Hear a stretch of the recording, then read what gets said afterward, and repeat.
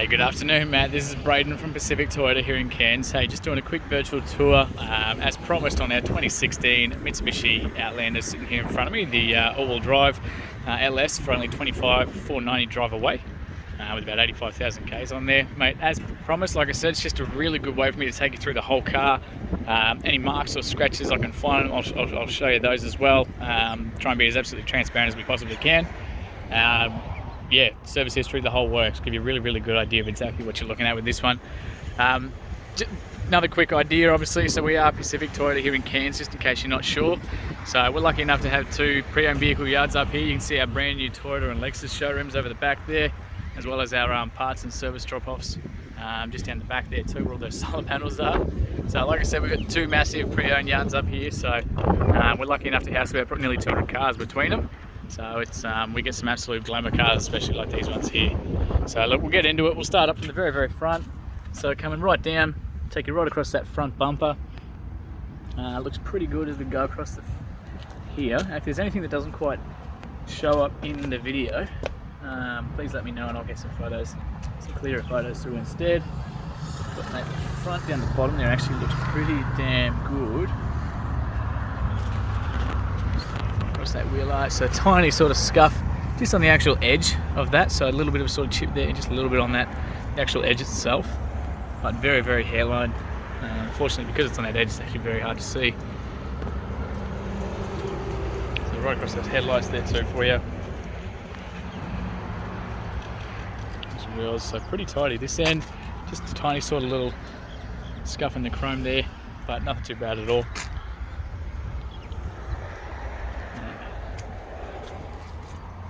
I'll just show you down to that. There's a little bit of scuff in the actual plastic there. That's exactly what they're there for. So just that actual wheel itself. So we're on the passenger front. We've got a little bit of gravel rash around the outside. Heaps of tread left on these guys. They look absolutely brand new. Try and get that camera in there so you can see as well. Literally look like brand new tyres on there, which is great. It's all part of the roadworthies. So a little bit of a sort of, just a bit of dirt. That's even better. And again, same with there. So apologies for a bit of dirt on the car. It's, we've had a bit of construction going on down the road, so a bit of it's just been going over the cars. I've put details in trying to keep up with it. So we got a little bit of sort of mark just in the actual paint there. Try and bring it around that way to see it. It's not a scratch or anything like that. It's just a little sort of blemish, hairline sort of thing. I'll just show you right across that windscreen there too. So no chips or cracks or anything like that.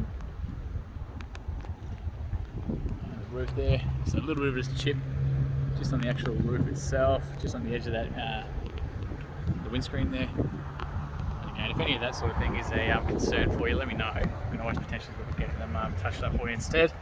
So a little sort of blemish there as well. Looks like from a bat dropping or something like that in previous. So just close that boot up for you.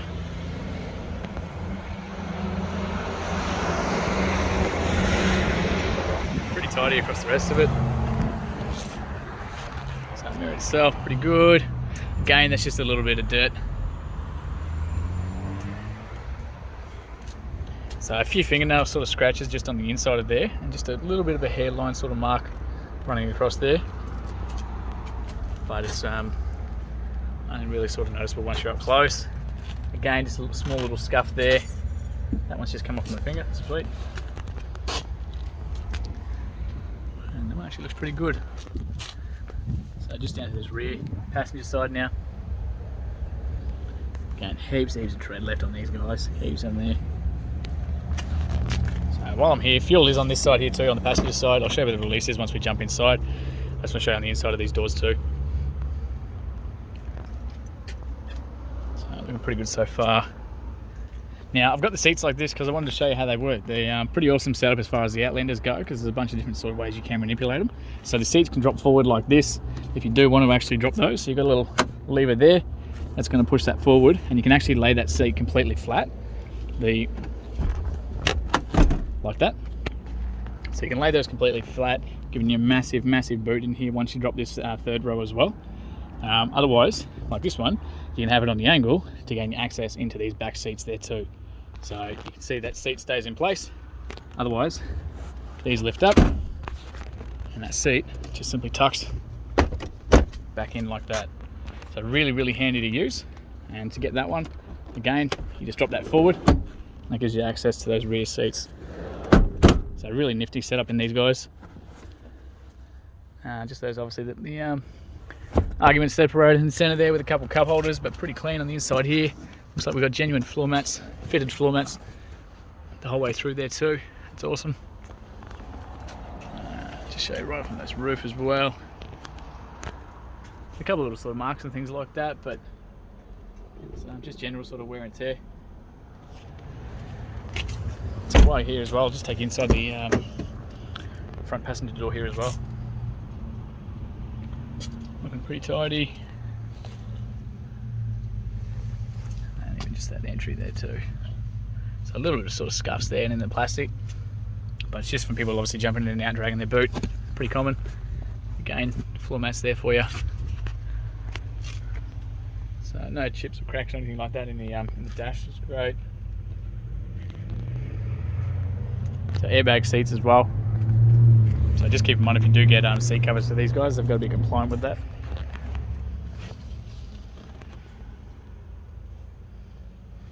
So while we're here, so all your books, manuals, everything's all in there for you too. I just want to show you that first page just because this is going to be uploaded to a YouTube channel. But I can tell you it was a private owner down in Golden Beach, down south. So I'll just skip to that service history. Not bad service history in this one. So we got so that original one at 1500 down at Calandra Mitsubishi. We got the next one because they're every 15,000 or 12 months for these guys. So the 14,000k is 2017 again at Mitsubishi, 30,000 2018. Then we missed the sort of 45 and the 60, or it's just not stamped in here. And it looks like the 75, so 2020 it's 72,000 Ks, and then Coral Motors at 85 as well, 2020. So recently serviced, so not bad history there, it's actually pretty good. It's got the keys here as well. So 2 genuine keys, which is great, so your Mitsubishi ones for those, with your lock and unlock for both those sides. So I'll just come back around here, open up the boot for you too, so you got your rear parking sensors there, and there, as you go around the outside. A little bit of sort of just chipping on that lower one there as well, but the rest of the paintwork is just pretty well looked after, eh? So you've also got your tow ball there too. It doesn't look like it's had a lot of use around the lip of that as well. So just a standard 7-pin flat plug down there too. This one up. So being a 7-seater, you get the storage way in this panel just here. The spare tyre, sorry, is actually underneath there too. So with these rear seats, you can open and drop these. So it's just that little top handle there to drop those, and they're down in place, and just that second one there to bring them straight back up. So really nice and easy as far as they go. Again, I'll drop all these down for you, show you how that works. So once they're down, you get a massive amount of space through here. Little nifty sort of feature, you can actually tuck that one into those. And then we've got a little accessory plug down there too. Inside the panels, you've got your jack tucked away there for you. Cup holders the whole way around the outside there too. Now you've got the child anchor points, so 3 of them in that middle row, so they're down there. So real easy to access, big huge ones too, so you're not trying to fiddle around with clips and that sort of thing. Tie down points all through the outside here, down here as well on both sides. The only real sort of big thing I've noticed, it's not really a big thing too, but it just looks like that little clip has just broken off on that one as far as the seatbelt holder goes. But besides that, the rest of the inside is yeah, extremely tidy. Like I said, it's all about being absolutely as transparent as we can with you. A little bit of scuff there too, just on the inside of that door there. Drop that down, just make our way around the rest of the car. So driver's rear wheel now. Take you around through that. A little bit of sort of gravel rash just down the bottom there. And again, just a little bit on the, that's even come off with my finger, even better. So miles and miles of tread left on these guys too. So a few fingernail sort of scratches in there just from those rings and things like that. People opening and closing the doors with them on.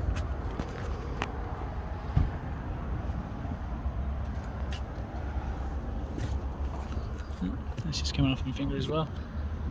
Okay. That's not a split, that's just where the actual rubber both ends meet. So a little bit of sort of, again, just the scuffing just on the entrance there. Again, just from people jumping in and out. Got that seat there for you too. Just lock that back up. We're going to try and see everything we can. Pretty well looked after car, eh? It's not a bad thing. Again, so just a sort of mark there, there, and there. Maybe just some rocks flicking up, something sort of small. And again, just those fingernail marks on the inside of those handles. So again, just those front tyres, so brand new, just like the other side. Heaps of tread left on those ones. This one's actually looking pretty clean as well, not bad. Alright, so what we're going to do, I'm just going to jump in, we'll start this one up for you. So this one, okay, so great news as well. So they've got a little red arc electric brake system already in here. It's about $1,100 to get those fitted somewhere there. So they've already done that, which is awesome if you do want to tow a little bit heavier stuff. So we're going to start this one up for you, get some aircon going because it is extremely hot down here at the moment. Much better. Alright, so 85,275 Ks as it sits right now. No engine lights or dash lights or anything like that to be concerned about. You can see obviously your display setups there, the odometer down the bottom left, you got temperature bottom right, fuel on the right hand side in the center there, and temperature on the left hand side. So pretty easy setup. As we come back out on the steering wheel itself, same thing, they just keep it pretty really nice and easy, so you can, all your functionality is here, but they keep it simple. So cruise control settings are here, you turn it on and off with that one, as you can see on the display down the center there. Set and reset, obviously all on the steering wheel, so while you're driving you can focus on that. All your headlights and everything are all through here, so parkers, headlights, high beams, blinkers, the whole works are all through that one like normal. And your wipers and everything all up on that left side there. All your radio controls, so Bluetooth, everything like that's all here, so you can answer and do hang up your phone calls, voice controls, different modes, so again, controlled from up here as well while you're driving. This one here is touchscreen, so as we go across, so this is touchscreen there too, so you can go between, obviously the home is going to bring you back to that main station there, so FM, AM, all your different apps, phones, iPod settings, USBs, if you've got the your phones plugged in, the whole works. So Bluetooth as well for your music as well as your calls and texts. Go into that app on there, so again you can plug your phone in through that USBs, and they should have your Apple CarPlay and Android Auto as well. So how's that one for you? So back into the radio there, so real nice easy setup. I'll chuck that into reverse for you, so you can see that reverse camera there. You can actually physically see the back of the car as well as that tow ball there too. It's the best thing about these guys, so you can, these camera setups, so trailers, anything like that, you can literally back yourself straight up onto the actual trailer and you can see exactly where it is there too. That beeping is just the parking sensors picking up those cars around us. So really handy. The closer you get to someone behind you, the faster that beeping is going to be. Real nice and easy. You got your aircon controls down here, so fan speed, temperature, so it's all independent. I can sit here and turn my temperature up if I'm freezing, and same for the passenger side as well, so it's all independent.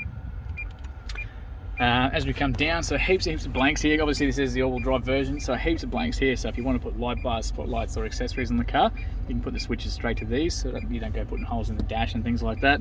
That's what all these panels are for. Again, just a normal accessory, plug in that one. Cup holders down in there. Electric handbrake once we get down here too, so you can see those lights are on. Once we're in park and the foot on the brake, push that down to disengage it, and same thing, push that back up to re-engage. That auto hold there is great for sitting at you know, construction lights, traffic lights, stop signs, anything like that where you're on a slope. That's going to hold the car. As soon as you start taking off, it's going to let you take off and make it easier for you.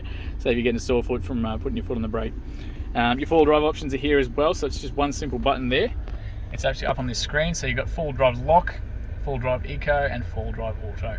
So 3 different settings depending on what sort of driving you're doing. Full drive eco is great for around town, normal driving, all that sort of stuff. It's obviously going to be the most fuel efficient. Full drive auto is going to go between the two and basically adjust everything as it needs to.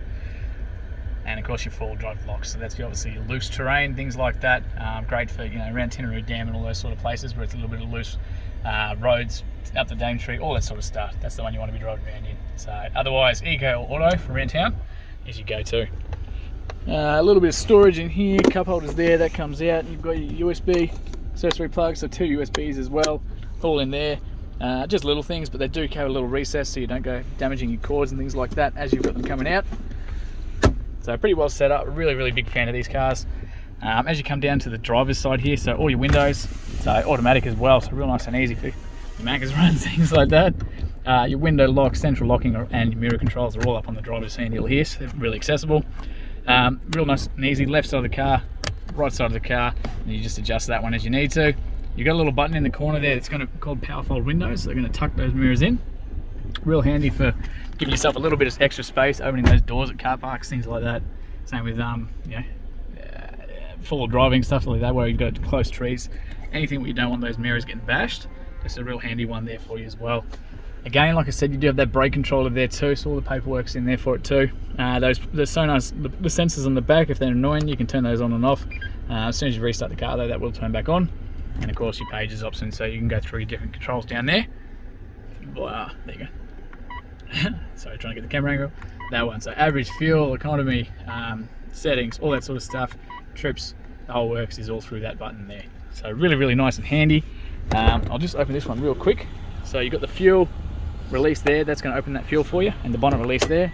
So we're going to jump out real quick, just while that's running, and show you under the bonnet there too. So you can do this one-handed. Yep, real nice and easy. So very, very tidy under here. It's all signs of a well-maintained motor. You can see yourself. So you've got that little MyVec motor in there. That's Mitsubishi's innovative sort of motor. It's all about fuel economy and power output at the same time, but very, very clean. So mate, that actually concludes our virtual tour. Thank you so much for watching, and again, for your inquiry. If there's anything I've missed or that you can't quite see, please let me know. And yeah, look forward to hearing your feedback soon.